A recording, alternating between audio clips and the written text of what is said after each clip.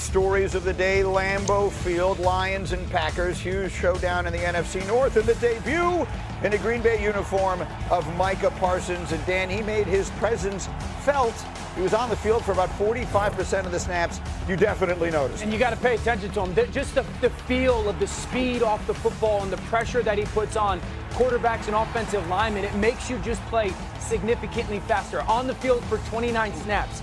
In those 29 snaps, Green Bay had 3 sacks and Detroit averaged 2.4 yards per play. On the other side, it's Jordan Love. And Dan, you picked him as your MVP. He sure looked good yesterday. I love the way that Green Bay got to their play-action game. This is a 3-level concept. You have the post that the safety jumps to intermediate crosser, throw the post. He does, and it's absolutely beautiful. And they come right back the next play down the red zone with the 3-man wheel concept.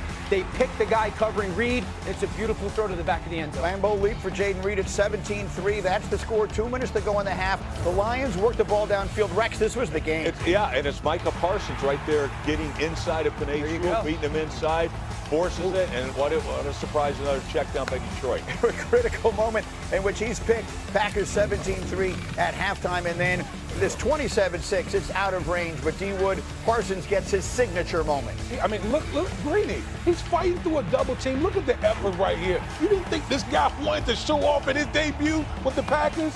Woo! 27-13 is your final, and candidly, it didn't feel that close. Dan alluded to it. Parsons played 45% of the snaps on defense. In that time he was on the field, they had 3 sacks. Jared Goff forced his own turnover. They allowed 2.4 yards per play. His impact clearly felt. Here's what he had to say about his Packers debut. I'm telling you, like, these last 6 months was super draining, super toxic for everyone.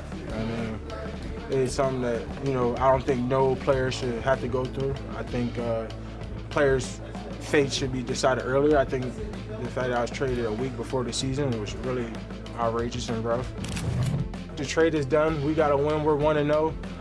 Now I'm around some really great guys, really great organization, really great fan base, and a really great football team. So now we can put all the nonsense beside.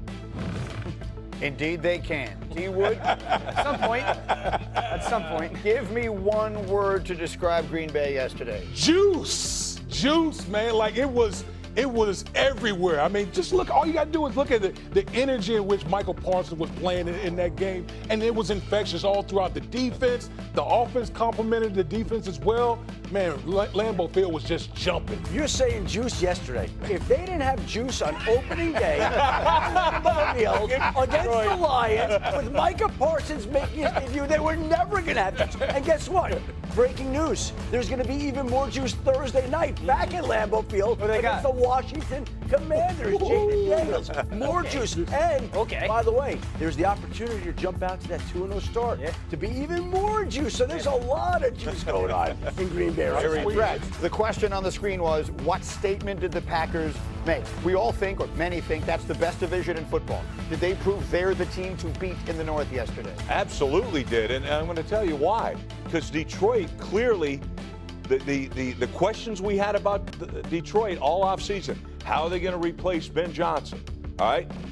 How'd that look? So far, not so good. How about the interior of the line? They lose Frank Ragnow, the great Pro Bowl center, to retirement. They looked awful. They couldn't block anybody yesterday. So to me, the 2 biggest questions you had in the offseason, you still got those questions. Yeah, so Detroit's perspective, I didn't see one play that I felt advantage was created for the offense. It felt hard. It felt difficult. No one was open. There's not some of that creative chunk. And so for everybody to truly understand at home, it's not the play that you call. It's when you call the play. And there was obviously a massive drop back in that. This offense used to be unbelievable to watch. Jahmyr Gibbs had 10 catches for what yesterday? 31 yards. I want to explain something to you. That is the fewest number of yards for a 10-catch game in the history of the National Football League. So the only real difference, I agree, the interior part of the offensive line definitely got beat up, was the play calling. So Detroit, that's a massive concern with me. I'd say this about Green Bay.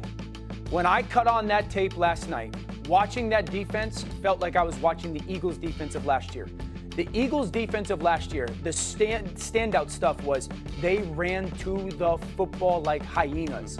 You watch the end of the play, and there'd be 6, 7, 8 jerseys of the Green Bay Packers at the football. And if they play defense like that, because this is the model, be aggressive on offense, Jordan Love, take your shots, let's get a 2-score lead, and let's go hunt. And that defense hunted yesterday. If they get that from that defense, this is the team to beat in the NFC North. There's no question about it. I got to, because look, I mean, it was a great game by Green Bay without question. All right, Detroit, can they come back from this? They got that's the real concern. Because next week you're playing Baltimore, right? At Baltimore, and Baltimore's coming off a loss. That ain't going to happen. All right. The thing that gets me with Detroit is, one play, I said, oh, that offense looks familiar. All right, here it is right here. So I'm going to show you this. It's an explosive play off hard play action. Hard play action. Is he open? I don't know. That looks like last year's play. Hey, did we have last year's play there? Oh, yeah, we did. Look, that's it. Yeah. Everything else is check down Charlie. When the hell is the Detroit Lions, the most explosive team in the league, become check down Charlie? Yeah. That is a major concern to me. And by the way, that's the one time they ran hard play action. That was the one play. I don't get it. That's the one play that an advantage was gained.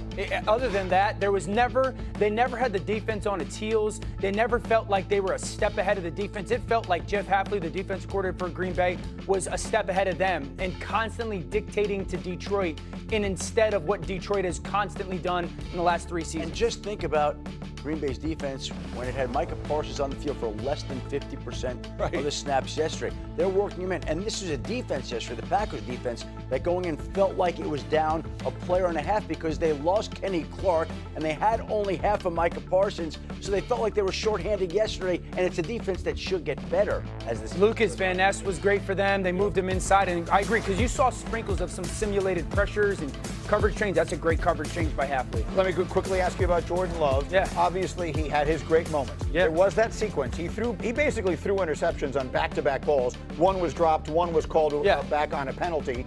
But that has been the question mark about Love, is his propensity to turn the ball over. How did you feel about him yesterday? I thought Jordan played great. Yes, there's that 2 plays of back-to-back stuff, one that gets dropped and the other one where it's a bang-bang.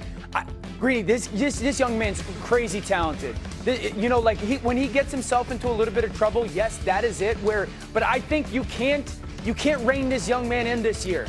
Like, you want him to be ultra aggressive with the football and constantly trusting himself. That's a ridiculous play by Brian Branch as well. It is. But those were consecutive plays, is the point that I'm making. And the game is still a game when that happened. I know, Greeny, but that touchdown pass, I mean, look at this ball. That's ridiculous how good of a throw that is. And so I thought he was clean with the football. I thought he was very fast operating. I don't think if you're Matt LaFleur, you're harping on Jordan Love. Well, to me, the question has never been about this guy's ability to spin the ball. Like, it's phenomenal.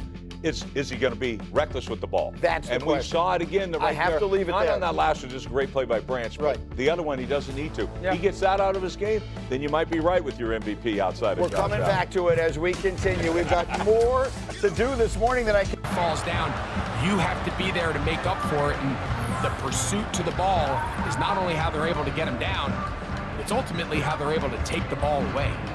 The Chiefs offense ready for their first position. And remember now, all turnovers must be reviewed by replay. So this one is going to need a little closer look. At issue was the knee, or any other body part except the hand, down before the ball comes loose. And are the visuals convincing enough to overturn the call on the field?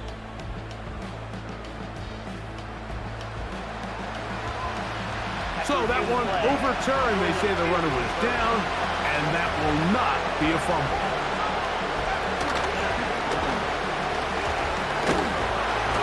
And he's going to have a 49ers first down. They're able to convert on 3rd and short, picking up 4. I like the element of surprise here, Mike. It seemed like everyone was so keyed elsewhere on the play that nobody even gave a thought to him potentially getting the run. Didn't take him long to see he was going to be able to clearly pick up that first down. So they come to the line for first down and 10. Throwing from the gun is Purdy. Now a shot downfield for Samuel. And he's got another one.